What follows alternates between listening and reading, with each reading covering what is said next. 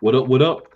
It's another Friday night episode of the Playcallers Sports Talk Show. For those of you who may have lived under a rug, don't have a TV, been in another country, been off the planet, whatever, a little something happened this past week, right? And I want to switch things up a little bit for the intro today. So for the intro, let's see what happened earlier this week. To win the NBA championship. And here we go. Lowry looks in. Inbound. Over Sturz. Lowry three. That one misses. Rebound down to KCP. 8 seconds left to go. Casey's across the timeline. And he'll dribble it out. The 47-year wait is over. The Denver Nuggets stand on top of the NBA world.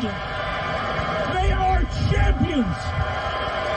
And Nuggets fans from sea to shining sea can rest or die in peace. Oh my God.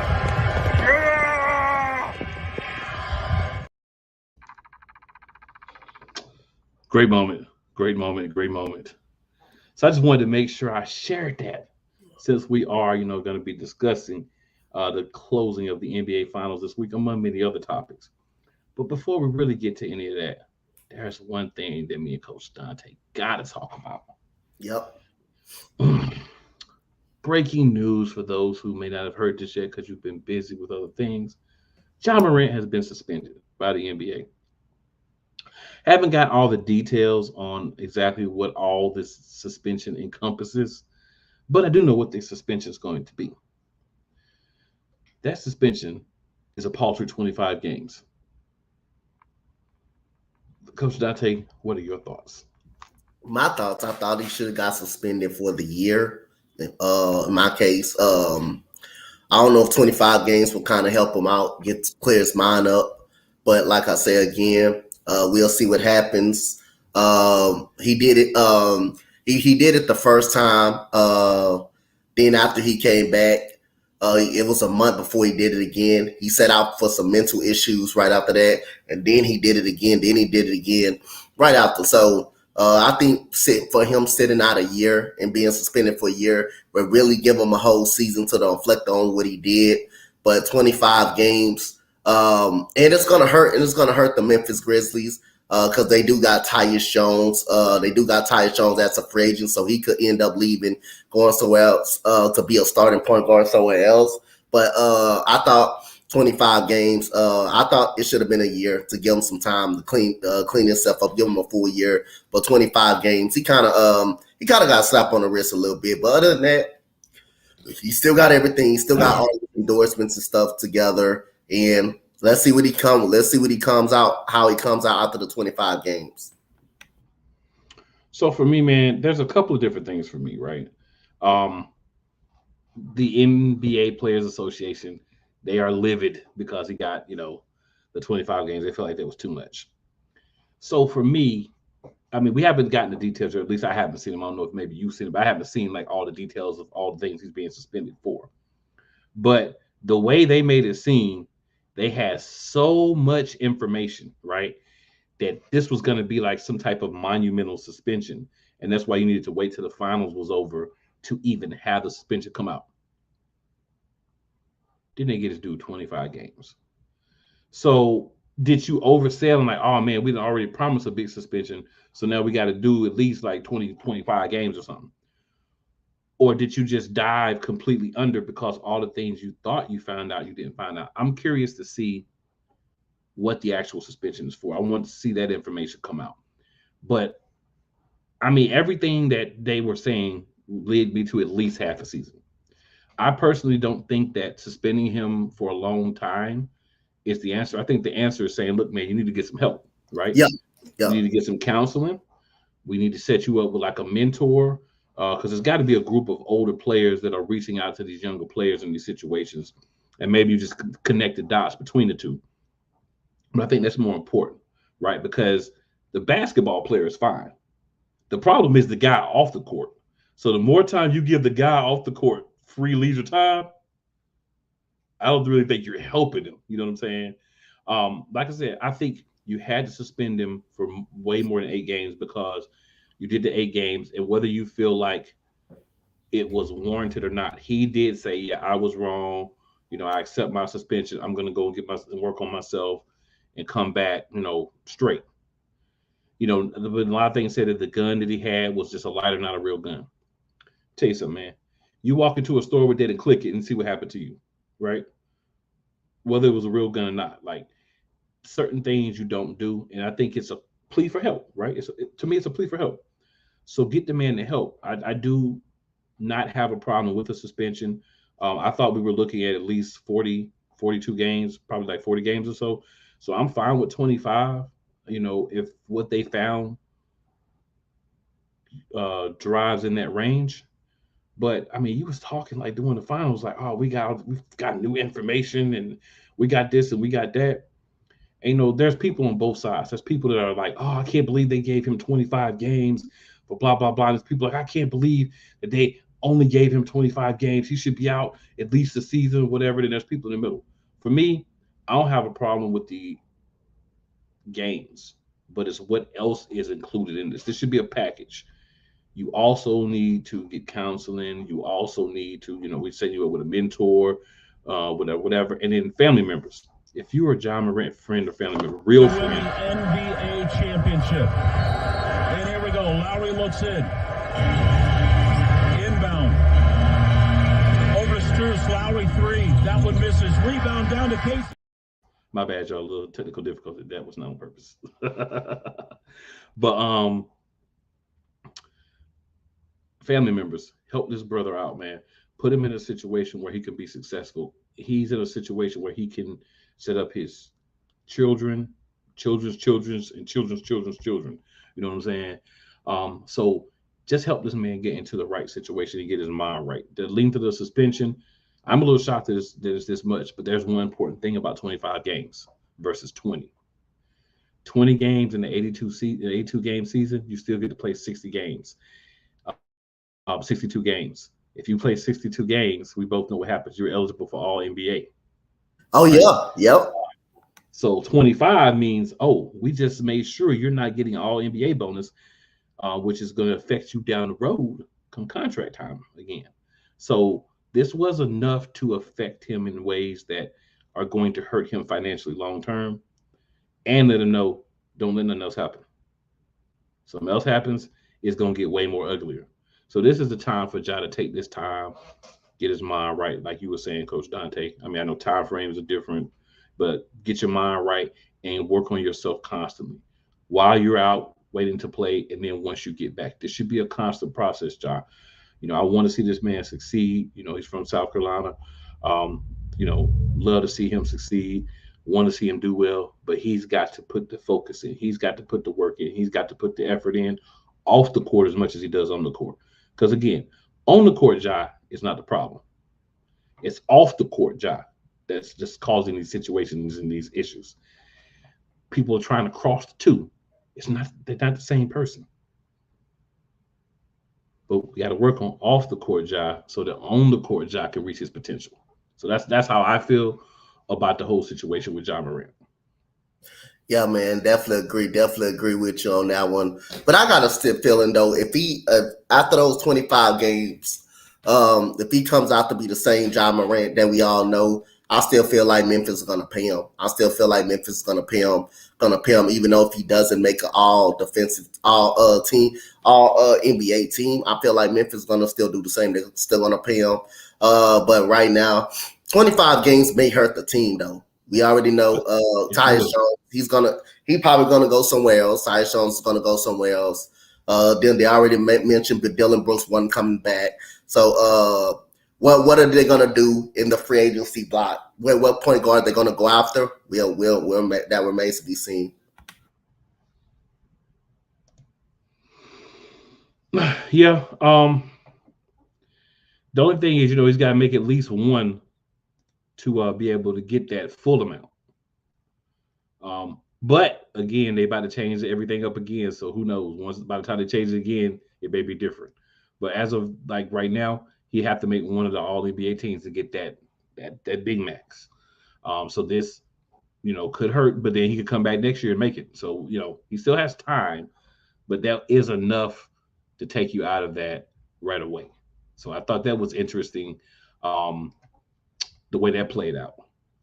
So as we're, talking about that, as we're looking at that, more news crosses the table, right? A little something about Michael Jordan and selling his shares of the Charlotte Hornets. So this is something that's been rumored for a while. If you live in the area, I happen to live in Charlotte, so it's been around. The local sports shows have been talking about it for a while.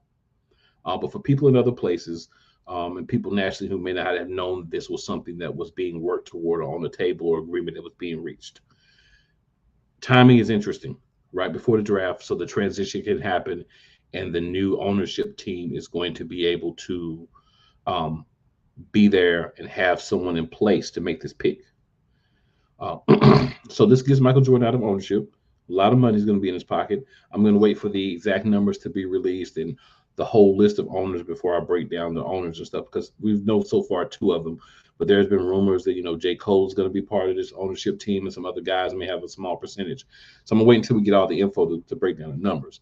But with this pending ownership transfer, how do you think this is going to affect the Charlotte Hornets moving forward? I think it's interesting because the draft is next Thursday. So we're hearing a lot of rumblings about Brandon Miller, Scoop Henderson. It's between those two. But other than that, it's definitely going to affect. I think it's definitely could affect them in some type of way. Normally, this organization, like I say again, you know more than I do from Charlotte. But long as bad as this organization pick when I'm not talking about Michael Jordan specifically, but the front office has really picked players and under scouted players, doesn't have a good eye. They got to get this pick right here. But this is a fresh start, fresh change. But I wanted to wait. They kind of should have waited till after the draft. Probably after the draft, if everything was gonna go, if Michael Jordan was gonna finalize a deal, wait till after the draft. But now, strange before the draft, it'll be interesting to see now who they're gonna pick, who the new ownership is gonna pick up. Do they still have feel the same way about Brandon Miller, or will Scoop Henderson be the new guy up in Charlotte? Right, right. Yeah, that's going to be interesting, and important to see. I think also long term, what we're going to learn is Michael Jordan was the problem, right? I think that a lot of people try to make it, oh, Michael Jordan this, Michael Jordan that. Michael Jordan's the reason this happened. Michael Jordan's the one that made the bad draft picks. Michael Jordan is. We said the same thing about Rob Johnson here before. Rob Johnson, who was the previous owner, right, left. It was like, oh, Michael Jordan coming. It's going to be great. Michael Jordan. Now we're saying, oh, it's going to be a new ownership group. Michael Jordan's going to be out there. Michael Jordan sucks. What you have to realize is, as an owner, you're not part of the day-to-day of the organization. You pay people to do that. Yeah. The legacy to me of Michael Jordan in the as an owner in the NBA is you didn't put the right people in positions. Not that you can't play, not that you're not good at what you do, but you didn't put the right people in the positions. So since you didn't have people in the correct positions, things didn't go right. What you have to understand that you need to do as an owner of any organization, but especially basketball, is you have to look at the guys that you have and say, is this guy going to help me get this team to the next level? Doesn't matter if you know him. It doesn't matter if he's a friend of a friend. Doesn't matter if he used to be great at what he does. If he's not getting it done now, you got to go. And I think Mike was not doing that to his fullest of his ability, and that hurt. Snowman Multimedia, Brian Snow, the Snowman. What's going on, Snowman? Appreciate you tuning in. With a hey. That's my thing. I think we're gonna see.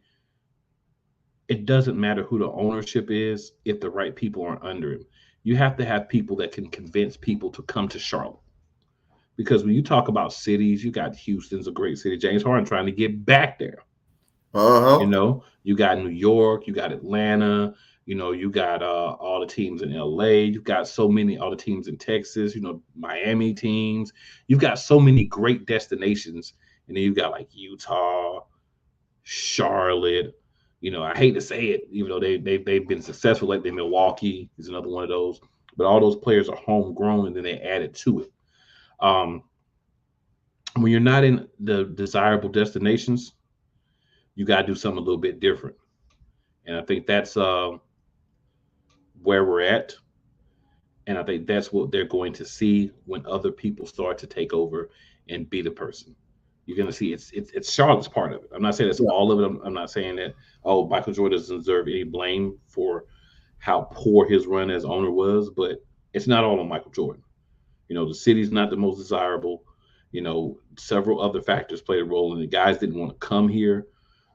Free agents, you had to overpay to get guys based on other teams just because of the destination. So there's a lot of different things that go into it. And you're going to see some of those same things continue to be issues until you can get that right group and keep them here. So Billy V's joining us. What's going on, Billy V? He says, congratulations to your squad winning the chip. Appreciate that, man. Definitely appreciate that. Big happening for me. Big happening.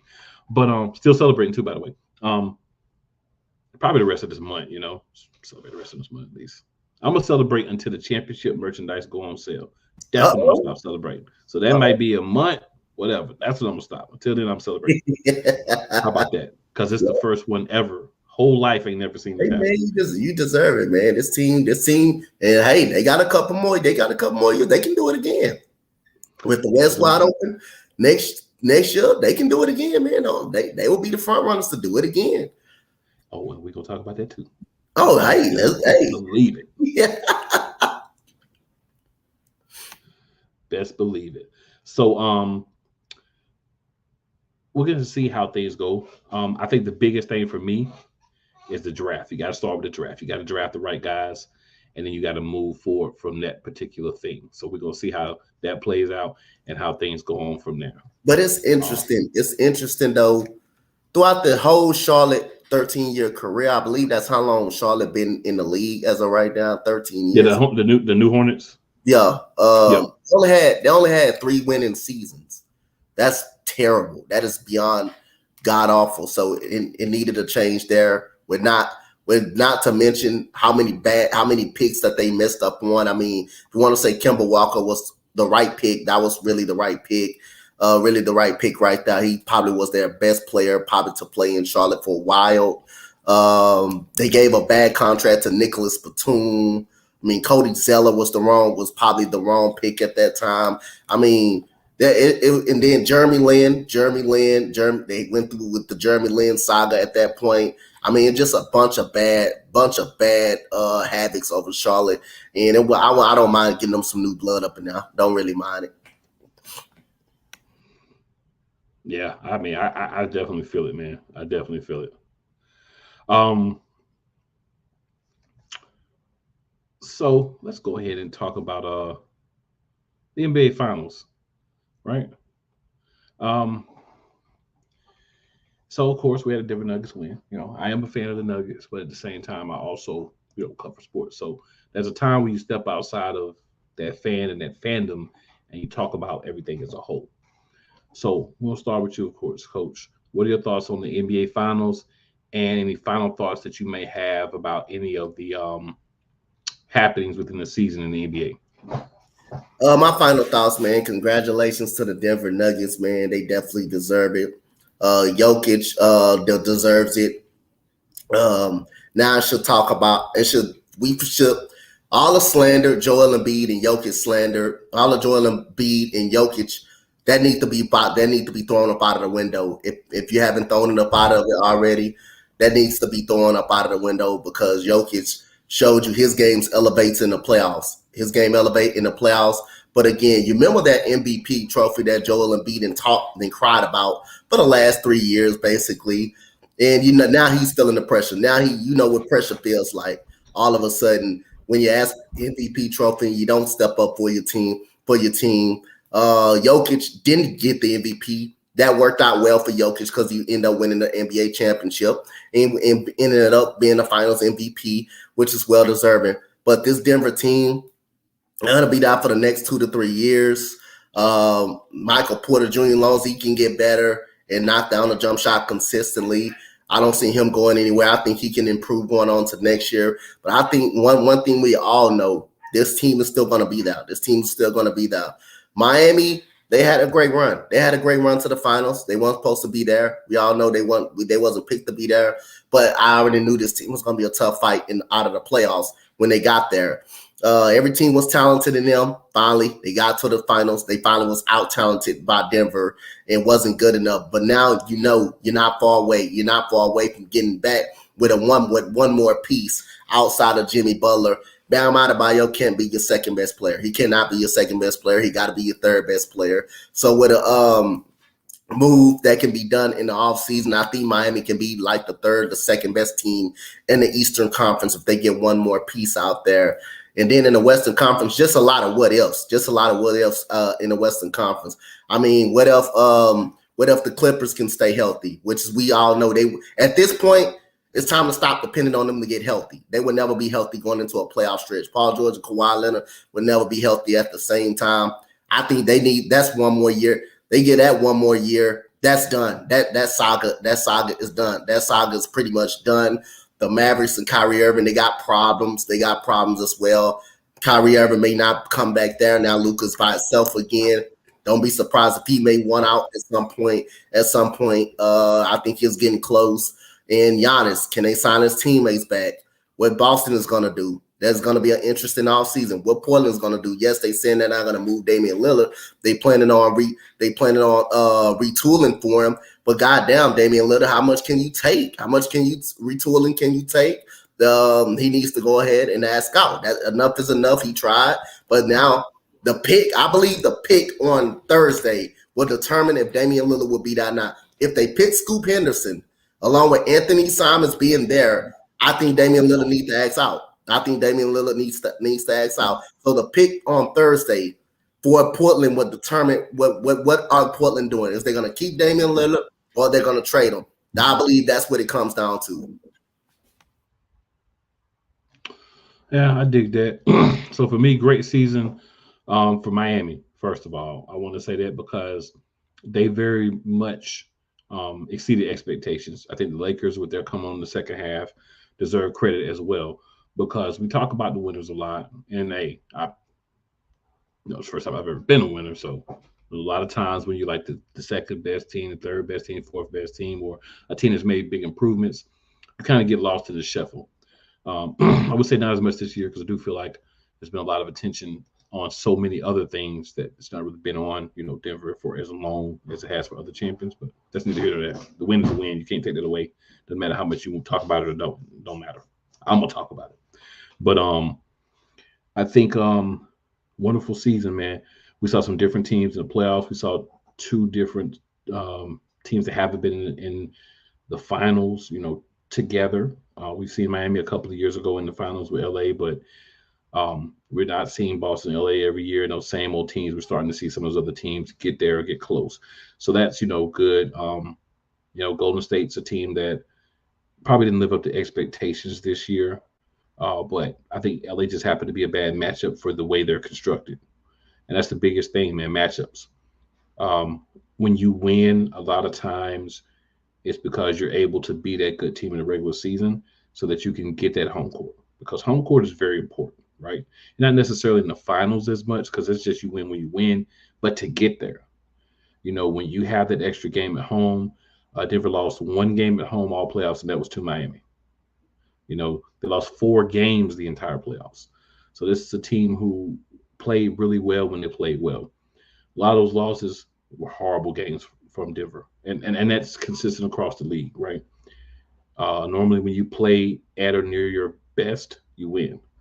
When you don't, another team does, you lose. So been very very hectic, very different, very interesting. We saw a lot of good teams out west. Memphis was up and down with the whole Ja situation. Sacramento came out of nowhere, right? Cleveland was a better team than most people anticipated. The Knicks are 1 star beside Jalen Brunson away from being dangerous in the East. So, a lot of different things are happening. If I'm the Knicks, I'm reaching out to the Washington Wizards and I'm saying, hey, man, what kind of package can we put together, right? Y'all need a big man. We got a guy that's former most improved player that we won't mind moving on from. you know, maybe first round pick or two, or whatever other things. But I think if you were to put that duo together in the backcourt, right? New York is dangerous, but you could say that for several different places for Bradley Beal to go. But Bill and Brunson, I like that backcourt. I thought about that. I was like, man, that would be a great fit. Don't know how the money would work, Yep. compensation, but just fantasy putting somebody. If I could just take him and put him somewhere, I think that's a great place for him. Yep. So yeah, a lot of good places for a lot of these guys are the free agents.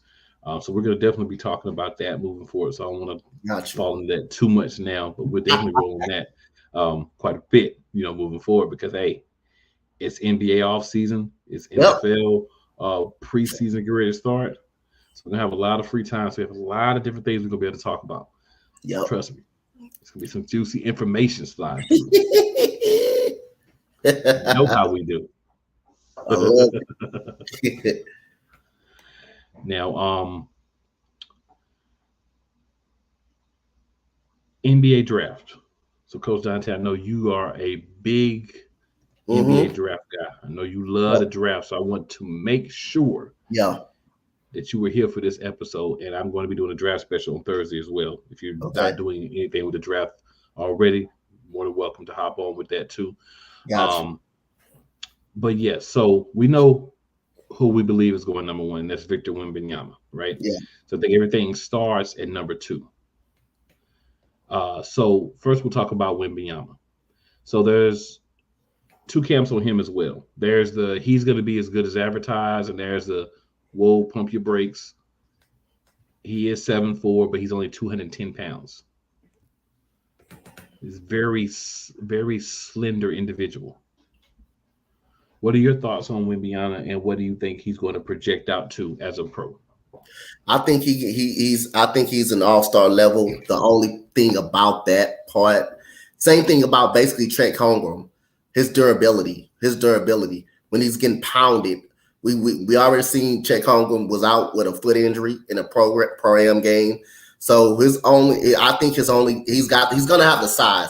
He's gonna have the height. He's gonna have the length to be a great all defensive player because of his size. His size able to limit some of those guys that's trying to bump him inside and put him inside the rim. So that's when the size 7-foot frame is going to come in the play. 8-foot wingspan is going to come into play. But the only thing questioned about is durability. And another thing that can kind of hurt Victor Wembanyama, he's not really a shooter like everybody expects him made it out to. He doesn't shoot a high average from the 3-point line as well. So he can make it, but he just doesn't shoot it as well. So that's another thing that would be interesting. How well can he shoot it coming into the NBA for us playing when he was shooting it down there when he was playing there? So I think he's got all the upside to be an all-star or a star type player, but his durability and his shooting ability is not really all of that well. And I don't expect San Antonio to turn it around as quickly people think. I still think we're getting Victor Wembanyama. I still think it's going to take a work in progress.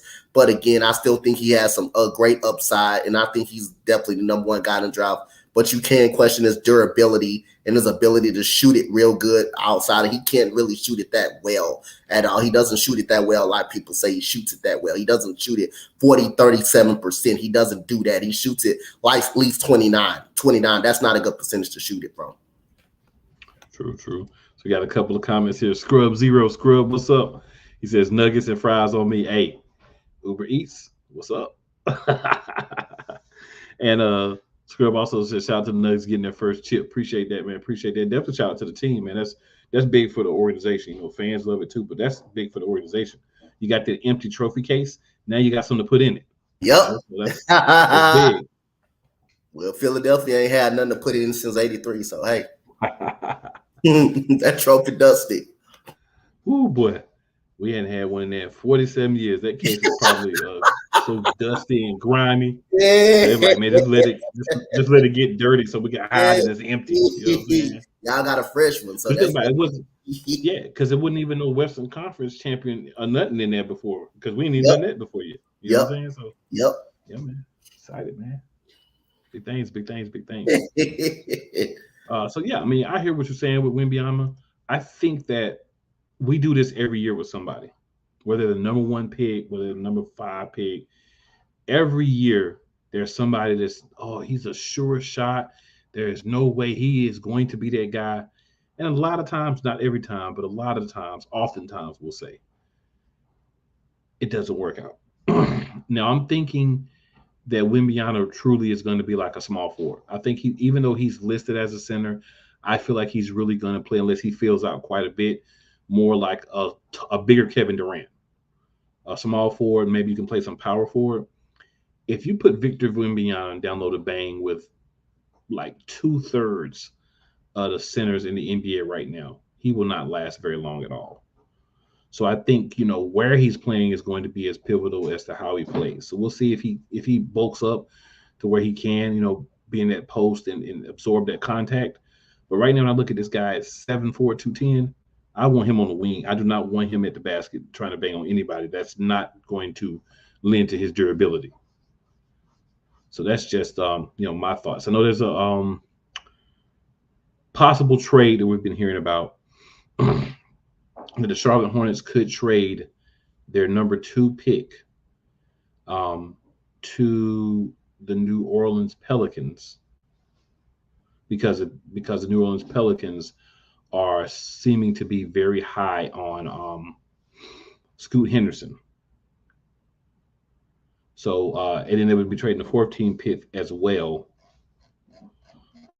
to come up, and then the rumor is that they're also going to include Zion Williamson in the trade. If I was the Hornets, I would stay put and get my pick. Zion's already gotten paid. What that means is there's a lot more to bringing his cap number in. You can stay put. You can get a guy at pick number 2, either Brandon Miller or Scoot Henderson. And then you can make the decision on which guy you want to have. Fresh slate, a guy that either way you're going, you're getting a guy that is going to give you points and a guy that's going to plug into the lineup, whether as a starter off the bench, and at least make a difference. And they're the other two of this real big 3 that we talk about for this game. So with the number 2 pick, we got the Charlotte Hornets.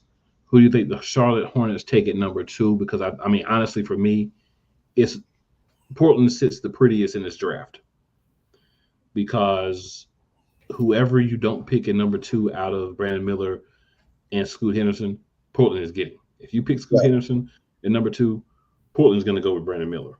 If you pick Brandon Miller, Portland's going to go with Scoot Henderson.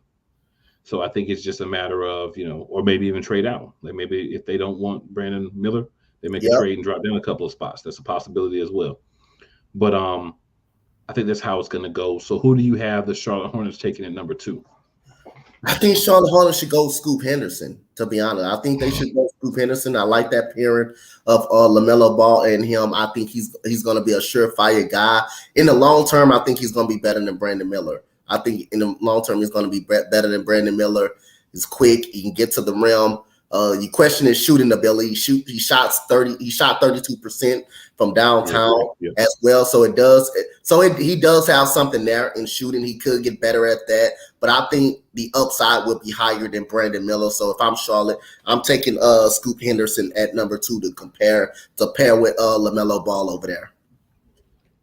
Yeah, I actually agree with you. I would take Scoot at number 2 as well. I think the thing is your redundancy when you get Brandon Miller. You've already got a Brandon Miller. His name is LaMelo Ball. Yep. So since you already have a Brandon Miller, I don't see a big reason to go out and get another Brandon Miller, right? Ball shoots well from the 3 just like Miller does. Already proven at the professional level. One thing about Ball is, he's a little bit of injury history, and that's, his older brothers had the same issue. So another reason to pick Scoot Henderson is, let's say something happens, Ball misses some games, nothing big, but maybe he's out 5-10 games, rolled ankle, hurt wrist, or whatever. You now have a guy that you can plug in that can continue to get that offense to hum and still is going to attack that basket. And let's be honest, he's the 2nd overall prospect. If he's not picked up by the Charlotte Hornets, it's because they're deciding to do something outside of what they should be doing based on the talent, the best talent available. And if you're an organization that's bereft of talent like the Charlotte Hornets, you want the best commodity for sure. They've done this before. There's been guys in there. Remember the Bradley Beal draft? They Yep. they got Michael Kidd Gilchrist. Yeah, That's kill. what people Yeah, forget that's too. crazy. That's crazy. That's You see what I'm crazy. saying? So Yeah. stop trying to, oh, we're gonna have to no. Look at what's left. You don't have a number one pick. It is what it is. Once Wembanyama's gone, you look at what's left and you take the best available player that's going to help you. And Scoot Henderson in the backcourt with LaMelo Ball or coming off the bench to start with is the best player left. And he did work out in Charlotte. He did, Thompson did, Whitmore did, Brandon Miller did. Obviously Wembanyama, they didn't even waste their time bringing him in. And a couple of other guys did work out as well. The Thompson twins both worked out together. So a lot of those things have happened. So I think Charlotte knows who they were going to pick. I think they've known who they were going to pick the whole entire time. I think the new people that are coming in for the ownership have had a big voice in that, as far as whoever they're bringing in to be their general manager, whether they're keeping who's there, whether it's going in a different direction. But this would be so like Charlotte to say, oh, let's pick a guy based on possible potential, not on what we've seen. We already are bereft of talent versus a guy that we know is going to give us talent. So Scoot Henderson does measure at 6'4" in shoes when they check his height in shoes, so that helps out a little bit. That helps out. Yeah, because I know big thing was they're talking about he's 6'2", but in shoes he's 6'4", so that helps out a little bit as far as the concerns about size. I would definitely say, man, for me, not telling anybody else what to do, but I'm with you. You got to go Scoot Henderson at number 2 unless you got Scoot Henderson on your team already. And the Hornets do not have Scoot Henderson type play on their team. They need one. Yep. I would do it. I would go Scoot number 2 from the Hornets.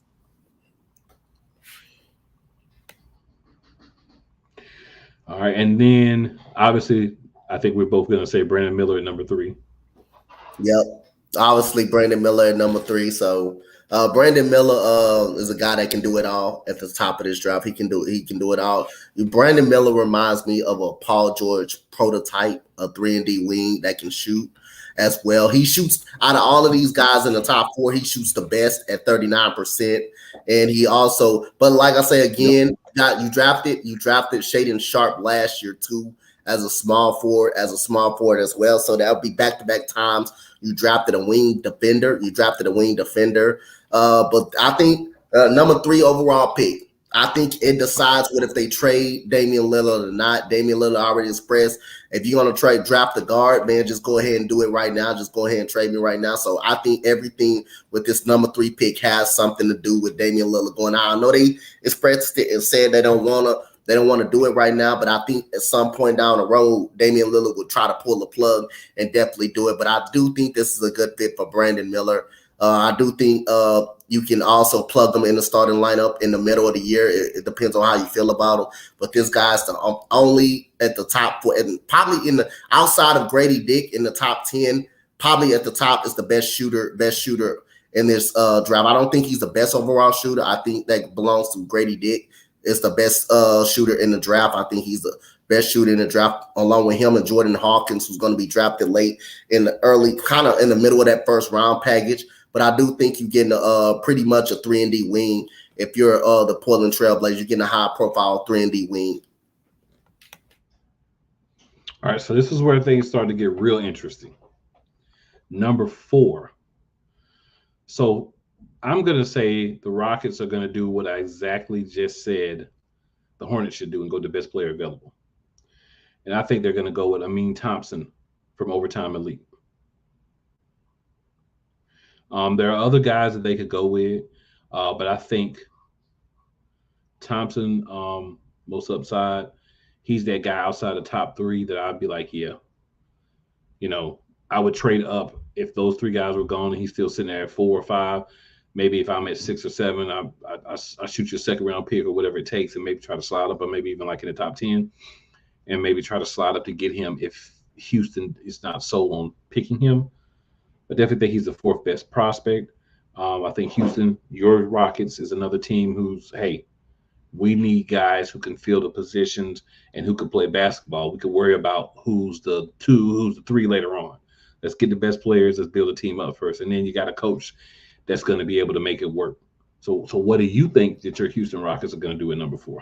I think that's a perfect option, man. I definitely 1000% agree with you. If they don't go Ahmed Thompson, I think I would go Ahmed Thompson too, because I think he's another guy that can turn out to be a high upside guy. Only thing he can't do, you got to question his shooting, but everything else he can do. He can play make, go to the rim. He's very explosive, play defense. All assumes if James Harden comes. If James Harden come, you could definitely use him on a wing. He can play 1 through 3. He can also play 1 through 3 because that's how good of a defender that he is. As well, Yeah. he's with 7, so he's very versatile on the wing. And also, hey, he will take the ball a lot out of Jalen Green's hands and Kevin Porter. Now Kevin Porter goes to the 2 position. You can use him at the 2 guard, his natural position, and he can also ball handle. But I got a feeling his shot is going to come along. He's already working on it, and he's going to work on that jump shot. You can develop a jump shot over time. So I got a feeling he's going to do that, but I do think he's the 4th best player in this draft with the highest upside to be an all-star type player. Also, it's another option, Cam Whitmore, and I think he can be an option as well. I do think Houston need a 3. I do think we hurting at the 3 spot. Outside of Tari Eason, who had a great season last year, I think we do need an athletic 3 as well. So Cam Whitmore, I wouldn't be mad if we pick him up. I love Cam Whitmore. He can shoot. He also has great athleticism as well. But I would love Ahmed Thompson. I think Ahmed Thompson would be the pick. 6'7", can guard 1 through 3. You don't have no problem with dribbling the ball, going to the rim, especially getting guys involved and being a playmaker. Whenever you say dribble the ball, man, you know who comes? Jalen Brown just comes to my mind, man. And now the thing is, like, people say, "Oh man, you be dogging Jalen Brown," blah blah blah. It's not even that, man. I like Jalen Brown. I think he's one of the more versatile wings players in the NBA. But you gotta just work on your individual dribbling and being able to just take people off the dribble, bro. Like you should be at that point when you get to the NBA. When people, when I say like, "Oh, he can't dribble," I don't mean he can't dribble. He obviously can dribble. He probably dribble circles around me and you together all day. But I'm saying when you're playing against other professional players, bro, you got to be at a certain level, and I just don't see him there. Yeah. So it's like, bro, you got to work on that. You got to, build it. You got to increase that. You got to get that right. So I feel like that's the next thing to Jalen Brown. Like I said before, get in the gym this summer, Jalen Brown. Take care of it, bro. You know what I'm saying? Just make it happen. But yeah, I agree. And if we're gonna put Thompson at 5, what do you think is gonna happen at 6 with Detroit? Oh, Detroit, they got 2 interesting guys, and one that 5, my bad. At 5, I think Cam Whitmore can be the pick. Cam Whitmore from Villanova, think he's a pick. You already got 2 guards. That's your guard position set up. You got Jalen Duren. You don't need a big. You got Marvin Bagley, who came on strong last year. Put a 3 at that spot. Cam Whitmore be a perfect fit for them. Like I was just saying, he could be a fit for the Rockets because I do think we need a 3 guard outside of Tyrese, and I don't like our 3 guard position. KJ Martin is not a 3. He is not a 3. He can't dribble well enough, or he doesn't shoot it well enough to be a 3. Ari Smith is perfect at the 4. He's 6'10". He's perfect at the 4 position with him and Alp. So I think outside of that, I think we do need a 3, but I think we dress that more in free agency more than we dress the draft. But other than that, Cam Whitmore is a perfect pick for the Detroit Pistons. Yeah, definitely. I completely agree with that. So we can move on, and we'll just do like the lottery. So the first 13. All right. To pick 6, the Orlando Magic. Who do you have the Orlando Magic taking at 6? Asar Thompson, the brother of Ahmed Thompson. I would say Asar Thompson. Asar Thompson, like he's just similar as his brother. Same type of player. He shoots a little better though. He shoots better than his brother, 30% from the 3-point line. But it's the same art. They the same archetype. Playmaking, deep defense, defensive, versatile defensive wing, going to the dribbling the ball well, going to the rim, setting up teammates well. I think that gives them another versatile defender, same as his brother, but a better shooter than his brother. So I'm gonna go a different way on this one. I'm gonna go Anthony Black, point guard from Arkansas. Yeah, gotcha. I'll tell you why. Connector, right? They need a guy who can get the ball to Franz Wagner, Paulo Banchero, and some of the other guys on the team, right? Because they have a point guard, theoretically, but he's not the playmaker that Anthony Black is. And if you're building around those guys, and of course other guys that you're going to bring in free agents and different things, you need that guy who can get the ball moving. And I think that guy is Anthony Black. So I think this is a perfect spot to sneak on Anthony Black. It's probably a couple of picks higher than most people had him going.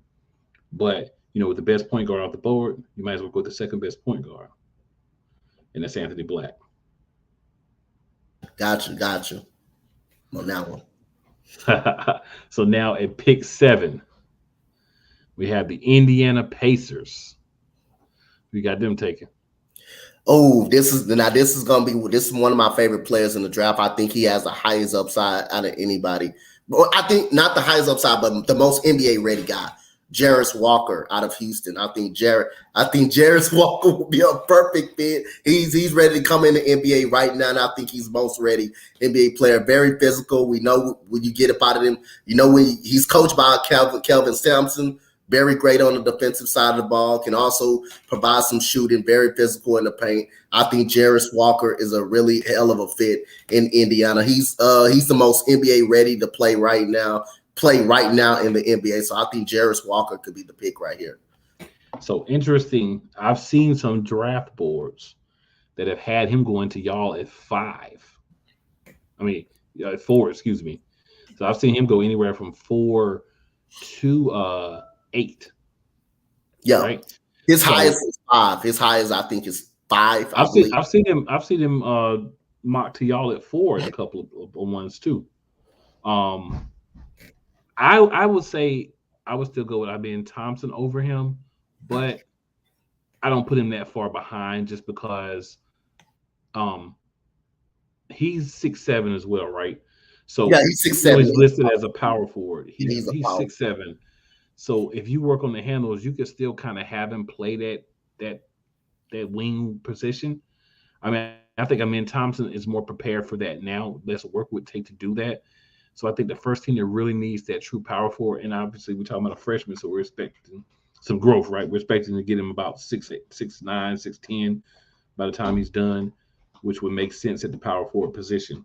So yeah, he's the pick there for me. But like I said, I just have seen some people picking him higher, but he's definitely the pick there for me. I'm 100% with you on that one. All right, and then at pick 8. This is where I have Asura Thompson at. Who you have at pick 8? So this is why this is why I got another pick on this one. I got Taylor Hendricks out of UCF, 6'9" big, who's athletic, who can shoot. I think they need a big. I know they're gonna retool. They're gonna retool this year. They're gonna need a whole lot. They're going to need a guard that can come in. You can also throw Anthony Black in that situation as well if you wanted to. But I'm going to go Taylor Hendricks for UCF. Yeah, and what's interesting to me is I think we're going to be looking at the Washington team that's bereft of talent as well. I think they're going to strip it down and start over. So whoever you get is got to be a piece that you can build around. I could definitely see Hendricks there. Like I said, I have Asura Thompson there. And then I have Hendricks going next at pick 9 to Utah. Oh yeah, that would be up. Yup, that would be good right there. Yup, like that. For Utah, I got Anthony Black from Utah. I got Anthony Black going into Utah. That's why I got Anthony Black listed there. I got Anthony Black. I think he comes in. Now he's the highest. He got the most highest basketball IQ I think out of anybody in this draft. Really like Anthony Black. He also shown some shooting ability because he shoots 30% from the 3-point line. So it is there. He's tall. He's really good. I love Anthony Black, so I got Anthony Black going to Utah. Yeah, hey, so far through the first 9 picks, we got the same guys. Just a couple different places, but we got pretty much the same guys. So pick number 10 for the Dallas Mavericks. Who you got? Pick number 10. I got the best shooter in the draft, Grady Dick, aka DG, GD. I got him out of Kansas, 6'7", the best shooter in the draft, 204 pounds. His athletic ability is better than what people think, man. I just see this dude really jump, block shots. So I got GD at pick number 10 for Dallas. Okay. So for me at pick 10, I went another way. I completely agree that that's not a bad pick, but I went another way. I went with Cason Wallace from Kentucky. And I'll tell you why. You think, why would you draft a point guard and you already have Luka Doncic? First of all, Luka Doncic needs to be off the ball more. He needs to play more of like what I proposed with LaMelo Ball and Scoot Henderson. This needs to be another situation where you do something like that. Because Cason Wallace, um, he can play on or off the ball. He's defensive playmaker, you know, um, and he can be another creator. So you can have them play some together. But then when Luka Doncic is sitting, he's a guy that can take over that lead guard role and still not droop, the playmaking ability of the team. So I think I would go with Cason Wallace there. But if you were to pick Grady Dick there, man, I don't think you would be going wrong either way. Uh, so pick number 11, the Orlando Magic. I have Jet Howard from Michigan. He's a shooter. Yeah, he's a prolific shooter. Right, he's a shooter. And then going to the Magic, remember I had the Magic earlier, getting Anthony Black to point guard. So I'm saying you're gonna get the point guard first, then you're gonna come back and get the guy that can shoot. So now you're not as frustrated if he doesn't do some of the other things because you brought in another guy that does the other things, and we can let him do what he does best. He's a shooting guard, and let's let him shoot when he gets in the game. So for the Magic, I got Cason Wallace, right? For the Magic, Cason Wallace. You already got your wing defender, versatile shooting guard / forward for Arsar Thompson. Now it's time to get a point guard up in there, put a little pressure on Jalen Suggs and Cole Anthony, them a little bit. I think Cason Wallace is a very good fit for the Orlando Magic. I like Cason Wallace's game. He's 6'3". He's 6'3" too. Got a nice little height up on him as well. Cason Wallace is the pick for me for Orlando. And again, we got the players. We just got them different, and it makes sense. No, it makes sense based on how you drafted earlier. Because if you didn't get the point guard earlier, you need to get him now. Because you got to get a true point. Like you got some guys, and you mentioned, but they're not filling up to be true starting NBA point guards. So you got to keep working because you got to have your leader. You got to have that guy. So at number 12, the next to last lottery pick, who you got Oklahoma City taking?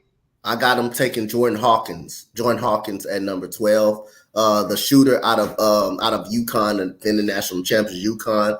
Now this is a guy that can shoot the ball from anywhere on the court, off the screens, off pin downs, catch and shoot jump shots. The only his weakness is a little bit. He doesn't really dribble the ball all that well. He's not going to blow by you too much. His defense need a little bit of work.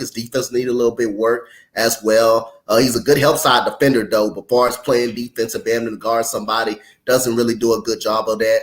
He does do a good job of competing on that end. He's 6'5", so he does got some height to him. But this is a guy you don't need him to also put the ball on the floor. But it just depends on if they can use him the right way. Comes out pin downs. You get a good spot up shooter. Also, he can take a dribble pull up. He can take a dribble pull up as well. I think he's the second best shooter in the draft. So I'm gonna go Jordan Hawkins.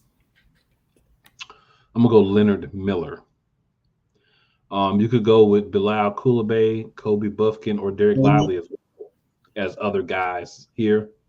That all makes sense, but I'm gonna go with Leonard Miller. Yep. And the reason I'm going to go with Leonard Miller is the versatility. That's the one thing I've seen that Oklahoma City likes. They like guys who can play 2, 3, 4 positions. Has a good basketball IQ from the G League Ignite as well. So we're talking about another one of the G League Ignite guys that has some ability of playing at least against talent better than college talent. Like I said, he fits a lot of what they want. Long frame, big wingspan, very smart, can play a lot of positions. So I could see them taking a flyer on him possibly there. But you bring up a great point. Anytime you're drafting a guy who's a shooter, you don't go wrong because you have to have shooting. Yep, you have to have shooting now. Yeah, especially in today's NBA. You have to have shooting. Yep. All right, so we are down to the last one. The Toronto Raptors.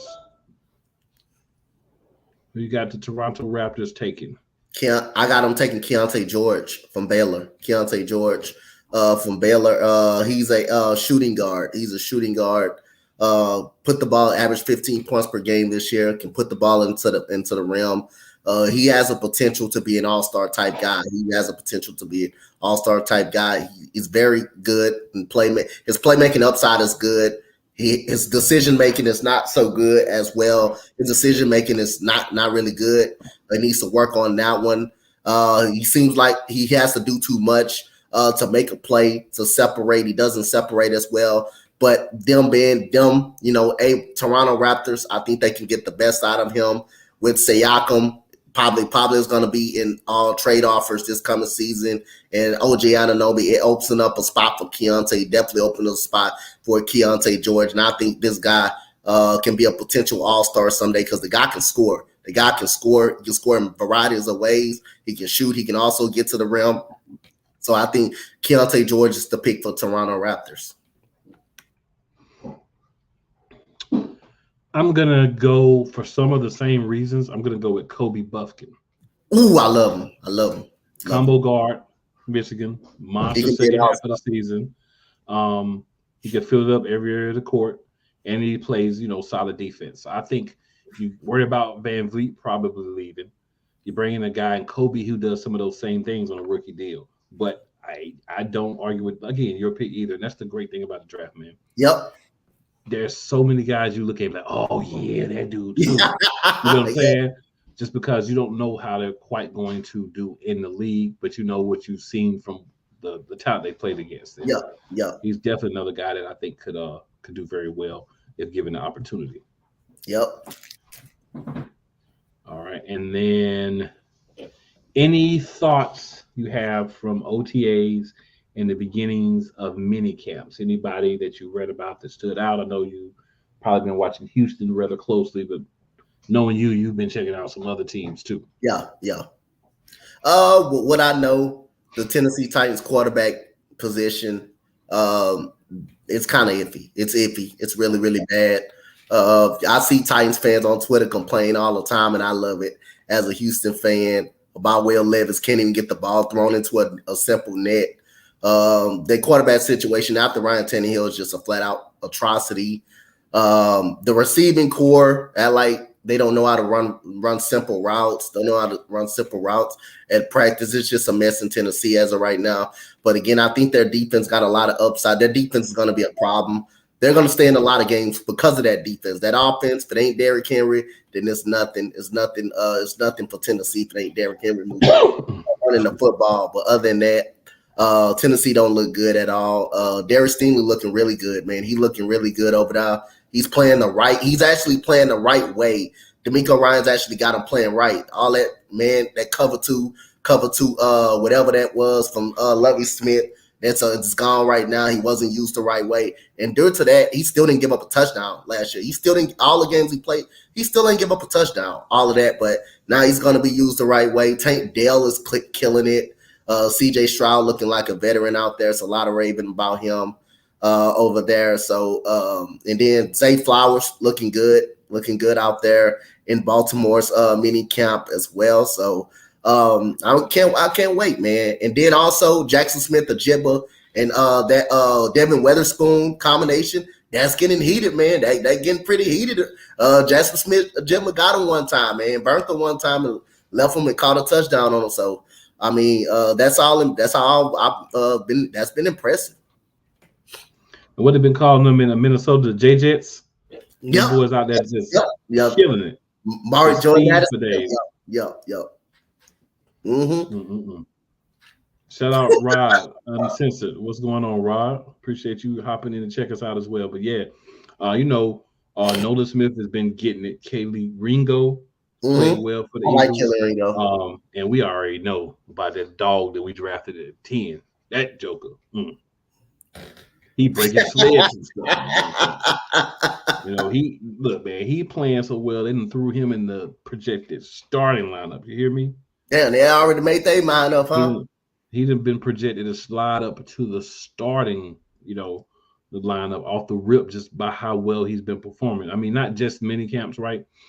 Yeah, Not just that, but that's been a big part of it. Excuse me, OTAs, because we didn't do mini camps this year. But he's a starting right defensive tackle right now. Jalen Carter is right on the depth chart. So that's big. And the reason that is big, man, is because this is a guy that we can control for 5 years. And if he can come out and be that guy at all year one, we ain't got to worry about that for 5 years. And then when time come, you get the lube and you handle your business because you know he's gonna get paid. Dominant defensive linemen always get paid. We already know it, but that's neither here nor there. But that's if he can continue to do that. So I've heard a lot of good things from Panthers camp that the Panthers are doing well on all three levels on defense. That Bryce Young is looking good, but again, mini camps, OTAs, what's not happening? you're not hitting. Exactly. So I'm just believe that. I believe that there because, like I said, I've said all along, Coach Dante, the player, I think high IQ, great player. The body, that's where my concerns come in at. Yep. So yeah, that's that. Now, last thoughts for me. Want to shout out the Atlanta Dream for that OT victory over the Connecticut Sun yesterday. Love it. And the guy and the New York Liberty and the New York Liberty. That's two good teams they beat. Yep, two great ones. Record hasn't been what it could be so far starting out, but you got to build, right? You got a lot of new pieces from year to year. The WNBA, for y'all who may not watch or be casual fans, there's only so many slots, right? You've only got 12 teams and you've only got about 14 slots on each team. So you have a lot of movement as far as people being moved out, moved in, rookies coming up. Sometimes rookies are good, but they still get cut. Expansions definitely need at least two more teams. One of them needs to be the Sting to return, but it's just a personal thing. But I think that the WNBA is catching on a little bit. I'm starting to hear more people I know talk about it. People that have watched the show talk to me, kind of talking about it a little bit more. And I think one of the funny things about it is I think the way the men's game has evolved has pushed some people towards the WNBA because they're more, what you remember from the 90s, early 2000s in the NBA. You're kind of getting some of that from the WNBA. Obviously, they haven't evolved to the point where they're playing like the NBA counterparts, but they're in a good place. And they give you some good quality basketball from top to bottom. You've seen ladies go out and dominate one team, and you can barely play against the next team because their defense is so clamped on you, focused on you once you've had those good games. But Shakira Austin, shout out to her. She's having a monster season. Love it. And always, I'm shouting out Miss Howard because that's that woman in the A. Yeah. I also gotta say this too. The Phoenix Mercury are probably the worst team in the WNBA as of right now. Yeah, for real. You think they're worse than the Storm? Yes, I think they're getting worse than the Storm. The Storm definitely pounced on them the other night. I had the Storm worse. I have the Storm worse because without Jewel Lloyd, they're definitely the worst team. But right now, the Mercury playing like they playing the worst right now. I mean, with Brittany Griner dropping 29 points or 20 points, you still losing games. I mean, you got Diana Taurasi, who looks old out there, who can do nothing else but shoot jump shots. Brianna Turner, yes, she can block shots, but she can't do anything else. Shea Petty hasn't really recovered from her ACL injury, her Achilles tear right now. That team look a mess right now. Vanessa Nygaard looking like she don't know she don't have any idea how to coach or what she's doing on the side on the court. It's just to get beat by Seattle the way they did. It just looked bad and it just looked a mess. I mean, Skylar Diggins-Smith not going to probably be there. She already had problems with Vanessa Nygaard in the first place. Phoenix Mercury are playing the worst basketball. And I still think, the Seattle Storm is the worst team without Jewel Lloyd. But right now, you got to say with it, it's got to be said. The Mercury are the worst team in the WNBA. They are the worst team in the WNBA, bar none. Brittany Griner can do all she could, they're not as good. They're just not good. They're not good at all. And the way the team is constructed, the roster isn't as good as you look at it. And after this season, if this team doesn't straighten up their head, Vanessa Nygaard, she needs to be fired. She needs to be on the hot seat. She has no idea what she is doing on that sideline when that team is playing the way they're playing right now. Skylar Diggins-Smith is looking right now. Yep, she's looking like she's right. Yep. She looking like she about knowing something. So, yeah. You are definitely right, man. I mean, it was funny when you said it, bro, but I mean, you're right. You know what I'm saying? They look even worse than the Storm. And, the Storm are Jewel Lloyd's team, but at the end of the day, those other girls are buying into the right system. I don't know what Phoenix is doing. I understood last year because of the whole situation with Brittany Griner, and that's going to affect how you play. It's always on your mind. See that now? What's happening? You wanted to you got it. What's happening? She's been losing. Still the same thing. She's been playing. Yeah. She's balling. She's been having big games. That game again. She was the reason why they even beat the Fever. And they were down about 10 points in that game. Those are like she's more spry without the dreads. Like, don't she feel like she playing more free? It's interesting. Just think about little stuff like that's interesting. And now I think she's going to be out for a little while because she's got a hip injury, and it doesn't look even better. It doesn't look even better right now. Last time I checked, the team was down by 13 points against the Washington Mystics. So this could be a long season for the Phoenix Mercury. And Vanessa Nygaard look like a deer in the headlight on the sideline over there. She need to hire me and Coach Dante as her. Oh yeah. We'll be better than that. Yeah, turn around. Oh my goodness. All right, Coach, any shout outs or anything before we roll the ball field? We know everybody know that Coach Dante is everywhere. You just type in Coach Dante, and just all that stuff is gonna pop up. Coach Dante everywhere. Yep.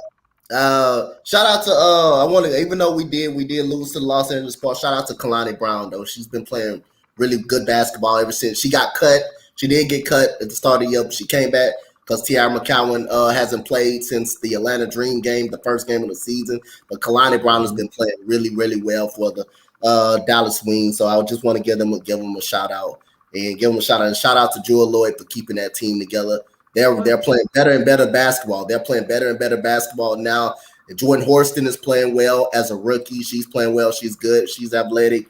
But Phoenix Mercury are officially for me the worst team in the WNBA as of right now. Man, Jewel Lloyd looking like an MVP candidate. Man, that would be probably my vote right there for the MVP of the season.